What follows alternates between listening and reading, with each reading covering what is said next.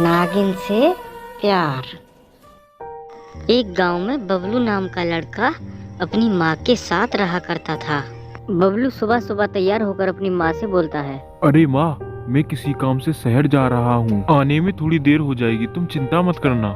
वो सब तो ठीक है बेटा, लेकिन थोड़ा टाइम से आने की कोशिश करना। ओके माँ, मैं कोशिश करूँगा टाइम से आने की, लेकिन आप अपना ख्याल रखना और खाना खा लेना। ये कहकर बबलू वहाँ से चला जाता है। फिर लौटने में उसे शाम हो जाती है और वो एक शॉर्टकट रास्ते से आता है। वो रास्ता जंगल से होकर गुजरता है। फिर वो थककर वहीं खड़ा हो जाता है। अरे यार, काफी लेट हो गया और थक भी गया हूँ, थोड़ी देर यहीं बैठकर आराम कर लेता हूँ। फिर वो वहीं बैठ जाता है। तभी वहाँ कुछ अजीब सी आवाजें होती हैं। ए, कौन है तू? यहाँ क्या कर रहा है? तभी बबलू खड़ा होकर अपने चारों तरफ देखता है। कौन हो तुम और ये छुप छुप कर क्यों बोल रहे हो? सामने आओ मेरे। अरे तुम कौन हो और इतनी रात को जंगल में क्या कर रही हो? मैं एक नागिन हूँ, पर तू इस जंगल में इतनी रात को क्या कर रहा है मूर्ख? मैं किसी काम से बाहर गया था, लौटने में मुझे देर हो गई, इसी वजह से यहाँ फंस गया। क्या तू नहीं जानता यहाँ जो भी आया है वो आज तक लौट के नहीं गया? अरे पर मैं यहाँ आया नहीं हूँ, मैं तो यहाँ गलती से फंस गया हूँ। मुझे खुद घर पहुँचने की जल्दी है, मेरी माँ मेरा इंतजार कर रही होगी।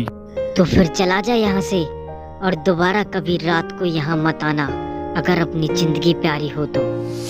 फिर वो नागिन वहाँ से गायब हो जाती है। आज तो जान बच गई, पता नहीं कौन थी ये। अब मुझे यहाँ से चलना चाहिए, माँ इंतजार कर रही होगी घर पर। फिर बबलू वहाँ से चला जाता है और कुछ देर बाद वो अपने घर अपनी माँ के पास पहुँच जाता है। तभी उसकी माँ बोलती है, बेटा बबलू, बहुत देर लगा दी तुमने, कहाँ रह गए थे? माँ, मैं लौटते वक्त एक जंगल में फंस गया था, बस इसीलिए देर हो गई। बेटा मैंने तुमसे कितनी बार कहा है उस जंगल में मत जाया करो, वो ठीक नहीं है। अरे माँ, पर उस जंगल में ऐसा क्या है जो तुम मुझे हमेशा वहाँ जाने से रोकती हो? तुम बस इतना समझ लो कि आज के बाद तुम उस जंगल में कभी नहीं जाओगे। बेटा वो अच्छी जगह नहीं है, वो जगह एक शापित है। अपनी माँ की बात सुनकर बबलू वहाँ से चला जाता है और फिर अपने घर के पीछे आकर बैठ जाता है और वहीं बैठकर सोचता है। न जाने कौन थी वो, उसे देखकर लगता है जैसे आसमान से कोई परी उतर आई हो। मैं तो उसमें खो ही गया हूँ। कल सुबह फिर से मैं उस जंगल में जाऊंगा।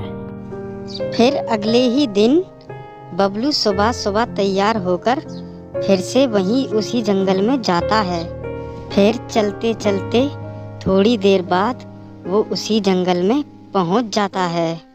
फिर वो वहीं खड़ा होकर अपने चारों तरफ देखता है। अरे यहाँ तो बिल्कुल सुनसान है, कोई भी नहीं है, कहाँ गई वो? फिर थोड़ी देर में वहाँ नागिन प्रकट हो जाती है। ए लड़के, तू फिर से यहाँ आ गया, लगता है तुझे अपनी जान प्यारी नहीं है। मैंने तुझसे कहा था ना कि दोबारा यहाँ मत आना। मैं यहाँ नहीं आना चाहता था, लेकिन तुम्हारी खूबसूरती और तुम्हारी मासूमियत मुझे यहाँ खींच लाई। मैं एक पल भी अपने आप को रोक नहीं पाया और यहाँ चला आया। क्या तू नहीं जानता, मैंने तुझे डस लिया तो तेरी जान जा सकती है। जा, चला जा यहाँ से। मैं यहाँ जाने के लिए नहीं आया, मुझे तुमसे प्रेम हो गया है, मेरे साथ मेरे घर चलो। बेवकूफ, मैं एक नागिन हूँ। एक नागिन और इंसान का प्रेम कैसे हो सकता है? क्यों नहीं हो सकता? अगर भगवान की मर्जी हो तो सब कुछ हो सकता है। पागल मत बनो मूर्ख इंसान, मैं एक जहरीली नागिन हूँ। मुझे इससे कोई फर्क नहीं पड़ता। अगर तुम मेरे साथ मेरे घर नहीं चलोगी तो मैं यहीं सर पटक पटक कर अपनी जान दे दूंगा। अजीब इंसान है, पागल हो गए हो क्या? तुम क्यों एक नागिन के पीछे मरना चाहते हो? अब मेरी जिंदगी और मौत सिर्फ तुम हो। तो फिर ठीक है, मैं अभी अपना रूप बदलती हूँ। तभी नागिन एक कन्या का रूप धारण कर लेती है।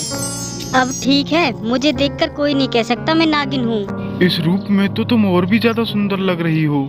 क्या सच में? मेरी एक बात का ध्यान रखना, कभी भी किसी को पता नहीं चलना चाहिए कि मैं एक नागिन हूँ, ठीक है? अब चलें क्या? फिर नागिन उसके साथ उसके घर चली जाती है।